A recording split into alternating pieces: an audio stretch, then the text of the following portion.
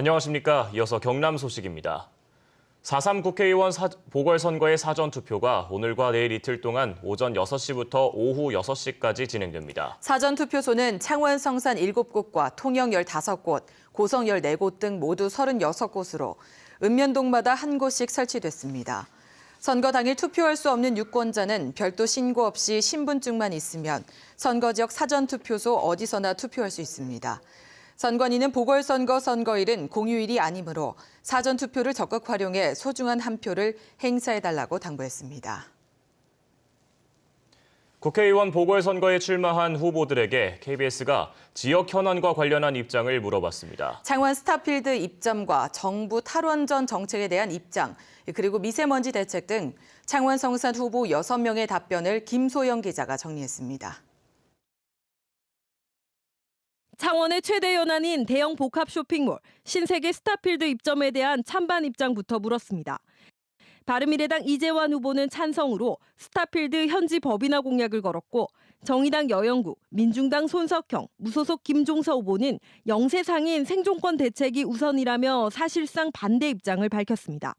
자유한국당 강기훈, 대한애국당 진순정 후보는 충분한 대화가 필요하다며 찬반 입장을 유보했습니다. 정부의 탈원전 정책에 대해 강기훈, 이재환, 진순정, 김종서 후보는 두산중공업 등 관련 업체의 어려움이 커지고 있다며 반대했습니다. 여영국 손석형 후보는 탈원전 정책 방향에는 찬성하지만 보다 적극적인 고용 대책이 필요하다는 입장을 밝혔습니다. 제조업 침체에 빠진 창원 국가산업단지 활성화 방안에 대해 물었습니다. 강기훈 여영국 후보는 산업위기 특별 대응 지역을 창원 전체로 확대하겠다고 밝혔습니다. 이재환 후보는 산학 연계 클러스터 구축을, 손석형 후보는 제조업 발전 특별법 등 공단 살리기 3법을 내놓았습니다. 진순정, 김종서 후보는 기존 제조업을 4차 산업 중심으로 재편하겠다고 밝혔습니다. 미세먼지 대책으로 강기훈 후보는 노후 석탄 화력 폐지를, 이재환 후보는 아이들을 위한 공공형 실내 놀이터 설치를 내걸었습니다. 여영국 후보는 저감시설 설치비 지원을 통해 공장 미세먼지 감축을, 손석형 후보는 공공시설의 공기청정기 무상보급을 약속했습니다. 진순정 후보는 친환경 에너지인 수소산업 활성화를, 김종서 후보는 업체별 미세먼지 감소 목표량을 설정해 인센티브를 지급하겠다고 약속했습니다. KBS 뉴스 김소영입니다. 창업 등 세계 경제 분야는 물론이고 관광과 문화 등의 주요 흐름과 경향까지 이 모든 것들을 유명 강사에게 한자리에서 무료로 배울 수 있는 학습회장이 부산에서 5년째 열리고 있습니다. 올해 행사를 관통하는 열쇠말은 무엇일까요? 최지영 기자가 현장을 다녀왔습니다. 짧은 가사와 중독성 있는 멜로디가 되풀이돼 아이들에게 인기가 높은 동요 아기상어입니다. 이 콘텐츠를 만든 제작사는 올해 8년 차 초기 창업 기업인 스타트업입니다. 유튜브 조회수 140억 회에 최근에는 미국 빌보드 종합순위 30위권에 들며 해외 시장까지 열고 있습니다. 3명으로 시작한 회사는 직원 220명에 연매출 400억 원으로 규모를 키웠으며 매출의 55%가 해외에서 나오고 있습니다. 핵심은 재미와 완성도입니다. 저희 콘텐츠 서비스를 만들 때 저희 스스로 너무 재밌고 즐거워요. 그래서 아마 아이들도 우리 콘텐츠를 보고 행복해하고. 유명 방송인 조승현 작가. 누구나 가고 싶어하고 입고 싶어하는 프랑스 베르사유와 샤넬의 문화 영업 전략에 대한 강연을 통해 우리의 관광 전략 방향을 제시합니다. 핵심은 지역이나 기업이 가진 고유의 콘텐츠를 다른 문화권의 사람들도 공감할 수 있는 재미있고 감동적인 이야기로 풀어내는 것이라고 강조합니다. 한 번 관광은 호기심에 오지만요. 그 동네를 계속 가게 되는 것은 그 동네 구석구석에 배어져 있는 이야기, 그 이야기가 나한테 감동을 줄 때인 것 같습니다. 올해로 5회째를 맞는 이번 행사는 무료로 살아있는 정보와 지식을 얻는 것은 물론 사업 아이디어로도 삼을 수 있는 기회라는 입소문이 돌며 관심도와 참여도가 계속 높아지고 있습니다. KBS 뉴스 최지영입니다. 새벽이 돼서야 일을 마치고 집으로 돌아가던 동료 대리운전기사 2명이 음주운전으로 추정되는 뺑소니 차량에 치였습니다. 한 명은 그 자리에서 숨지고 다른 한 명은 중태에 빠졌는데 운전자는 현장에서 달아난 뒤 아직 잡히지 않고 있습니다. 김효경 기자입니다. 도로변 철구조물 안내판이 완전히 넘어갔습니다. 도로에는 급정지한 타이어 흔적이 고스란히 남았습니다. 신호위반 차량이 횡단보도를 건너던 남성 2명을 향해 돌진한 현장입니다. 이 사고로 남성 1명은 숨지고 다른 1명도 중태에 빠졌습니다. 동료 사이인 두 남성은 수년째 대리운전으로 생계를 꾸려온 5, 60대 가장들입니다. 새벽 3시가 돼서야 일을 마치고 집으로 돌아가던 길에 변을 당했습니다. 젊은 나이부터 운전을 하시면서 저를 이렇게 학교까지 보내주시고 대리운전을 되게 즐겁게 하셨습니다. 사고가 난 도로입니다. 사고 차량은 보행자를 치고 교통시설물을 들이받은 뒤 멈췄고 사고를 낸 운전자는 차를 버려둔 채 달아났습니다. 당시 사고 차량에는 운전자 31살 김모 씨를 포함해 친구 사이인 5명이 타고 있었습니다. 경찰은 운전자와 술자리에 함께 있었다는 동승자들의 말을 토대로 식당 내부 CCTV를 입수해 음주운전 여부를 확인하고 있습니다. 부탁을 받고 태워줬는 건지 같이 술을 먹었는지는 아직 조금 더 조사를 해봐야 될 것 같습니다. 또 사고 현장 주변 차량의 블랙박스 등을 분석해 달아난 운전자 김 씨의 뒤를 쫓고 있습니다.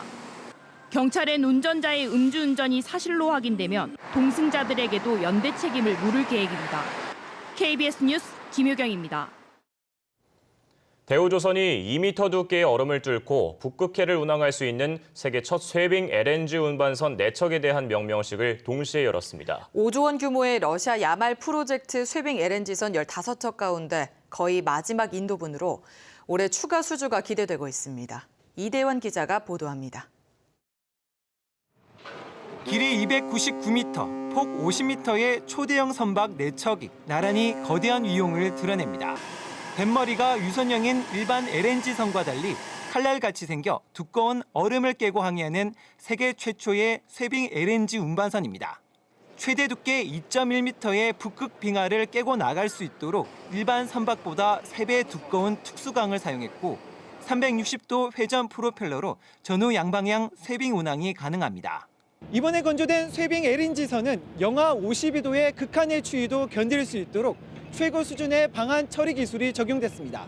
북극 탐험가 블라디미르 보르닌 등의 이름을 얻은 쇄빙 LNG선 4척은 모두 15척, 5조 원 규모로 진행된 이른바 러시아 야말 프로젝트의 마지막 인도분입니다. Feedback has been fantastic and it's been wonderful to be able to hand over these ships to our operations team that said they're operating absolutely fantastic. 한 척당 국내 하루 소비량의 배가 넘는 가스를 한 번에 실어 나를 수 있는 대우조선의 쇄빙 LNG선은 지난 2016년 세계 최초로 선보였습니다. 쇄빙 LNG 선박은 일반 선박에 비해서 약 1.6배의 고부가치 선박입니다. 최첨단 기술력이 최대로 응집되어 있는 선박이고 대우조선은 이번 프로젝트의 성공적인 마무리로 이르면 올해 안으로 발주될 러시아의 5조 원 규모 후속 프로젝트 추가 수주도 기대하고 있습니다. KBS 뉴스 이전입니다.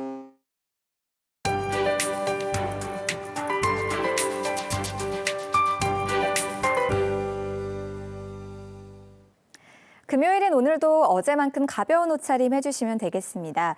날씨가 어제와 크게 다르지 않습니다. 오늘 창원의 아침 기온 8도로 어제보다 2도가량 낮게 출발해서요. 낮 기온 17도로 어제와 비슷하겠습니다. 주말인 내일은 비 소식이 한 차례 나와 있는데요. 다행히 활동하는 데 불편함을 줄 정도는 아니겠습니다. 새벽부터 아침 사이에 잠깐 내리다 말겠고 비의 양도 5에서 10mm로 아주 적겠습니다. 비가 그친 뒤 일요일에는 찬바람이 불면서 날이 다소 서늘해지겠습니다. 비 소식에도 불구하고 건조함은 해소되지 않습니다. 양산과 창원을 비롯한 일부 동부 지역에는 건조주의보가 내려져 있고요. 찬바람의 화재 위험성만 더욱 높아지겠습니다. 화재 사고에 각별히 유의하셔야겠습니다. 현재 위성 영상 보시면 경남 지역으로 낮은 구름이 많이 지나고 있습니다. 또 곳곳으로 안개가 끼면서 시야가 다소 뿌옇고요. 오늘 미세먼지 농도는 보통 수준으로 예상됩니다.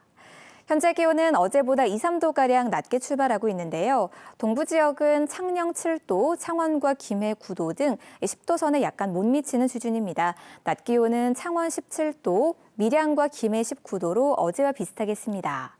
경남 서부 지역은 현재 기온 함양 2도, 사천과 진주 9도 가리키고요. 낮 기온은 19도 안팎으로 예상됩니다. 현재 해상에는 먼바다를 중심으로 풍랑 예비특보가 내려져 있는데요. 내일 밤에 주의보가 내려지면서 바람이 점차 거세지겠습니다. 4월이 시작되는 다음 주 월요일에는 창원의 아침 기온이 2도 선까지 내려가 다소 쌀쌀하겠고요. 이후로도 수요일까지는 평년보다 조금 낮은 기온을 보이겠습니다. 다음 주 내내 하늘은 대체로 맑겠습니다. 기상정보였습니다. 거제 건강가정 다문화가족지원센터는 다음 달 13일과 30일에 각각 아주동과 옥포동에서 자녀 돌봄 품앗이 설명회를 엽니다. 합천구는 다음 달부터 도시가스 공급배관 공사를 시작해 오는 2023년까지 합천부터 고령까지 주배관 20.5km와 합천읍 내 소매배관 61.6km를 설치할 예정입니다. 함양구는 천연기념물 제154호인 함양읍 상림을 장애물 없는 열린 관광지로 조성하기 위해 장애인 화장실과 연꽃단지 쉼터 등을 조성합니다. 함안구는 자원봉사 참여 문화 확산을 위해 다음 달 12일까지 2019년 자원봉사 우수 프로그램 공모사업 신청을 받습니다. 전국 시도교육감협의회가 어제 창원의 한 호텔에서 총회를 열고 학교 신설과 소규모 학교 통폐합 등 교육청을 지나치게 규제하는 19개 법령에 대한 정비를 촉구했습니다. 또 학교에서 평화통일 교육을 실천하기로 하고 민주화 운동을 이유로 해직되는 등 불이익을 받은 교사들의 명예회복을 위한 특별 결의문을 채택했습니다.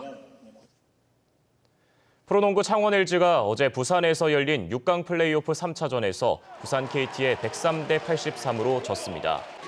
6강 5차전 가운데 현재 2승 1패를 기록한 LG는 내일 부산에서 열리는 KT와의 4차전에서 다시 4강 진출에 도전합니다.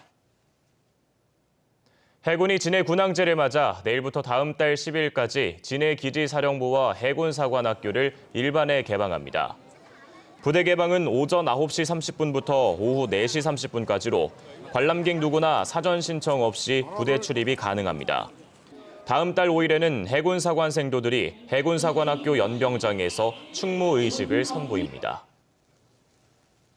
경상남도 기록원이 그동안 알려지지 않은 지역 독립운동가 발굴 작업에 나섭니다. 경남도 기록원은 국가기록원과 협의해 수영인 명부 원본을 이관해 보존할 계획입니다. 이 원본 가운데 경남 11개 시군 23개 읍면에서 보유하던 사료 28건에 대한 조사를 다시 진행해 독립유공자를 발굴하는 기초 자료로 사용할 예정입니다. 경상대 사회과학대 교수회가 경남과학기술대와 통합 추진 방식을 반대해 두 국립대 통합에 처음으로 내부 반발이 나왔습니다. 경상대 사회과학대 교수회는 성명을 통해 두 대학의 통합에는 구성원과 동창회 등 의견 수렴이 전제돼야 하지만 대학 본부는 촉박한 시간표에 따라 밀어붙이고 있다고 주장했습니다. 뉴스를 마칩니다. 시청해주신 여러분 고맙습니다.